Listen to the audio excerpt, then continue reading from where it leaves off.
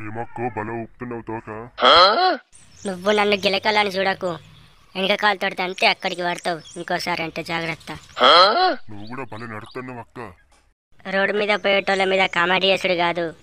నువ్వు మంచిగా నడువు ఫస్ట్, మమ్మల్ని తర్వాత అంటువు. ఇంకోసారి అంటే కొమ్మలతో గుద్దుతా నిన్ను. నాతో జాగ్రత్తగా ఉండు. అమ్మాయిలో కోపం వచ్చినట్టున్నది.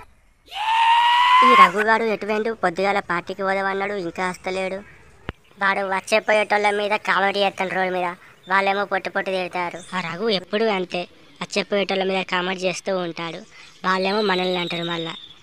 ఏందో ఏమో. పోనీ నువ్వైనా వస్తావా ఫంక్షన్కి? ఆడ భోజనం చాలా టేస్టీగా ఉంటుంది. చెప్పు, ఏమంటావు? వస్తావా రావా? సరే సరే, నువ్వు అంతలా అడుగుతున్నావు కాబట్టి నేను తప్పకుండా వస్తాను. సరే, ఎప్పుడు పోదాం చెప్పు. ఫంక్షన్ ఇప్పుడు కాదు, ఈవినింగ్ అప్పుడు వెళ్దాం. అలాగే వైష్ణవి శ్రీవర్షిని కూడా వస్తారేమో అడుగు. వాళ్ళని కూడా తీసుకుపోదాం మనం. ఏమో వాళ్ళు మనం చెప్తే వచ్చేటట్టు లేరు అనుకుంటాను నేనైతే. దీపా చెప్పిందని చెప్పు, తప్పకుండా వస్తారు. వాళ్ళకు నేనంటే చాలా ఇష్టం. సరే సరే. ఏయ్, అక్కడ ఉండద్దు, వెళ్ళిపోండి మర్యాదగా. మావాడితోటి మాది. పోతే పోని, ఎక్కడ దాకా పోయినా మళ్ళీ ఇక్కడికే వస్తారు కదా. వచ్చినప్పుడు చెప్తాం వాళ్ళ సంగతి.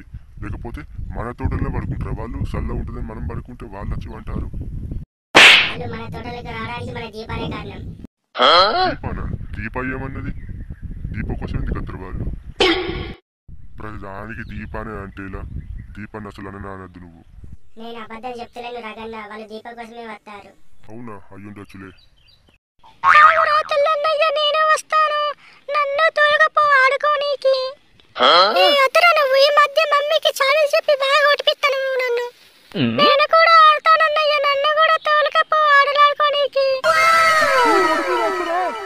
మమ్మీ చూస్తే తిడుతుంది. అటు పోయి ఆడుకున్నాం తప్ప.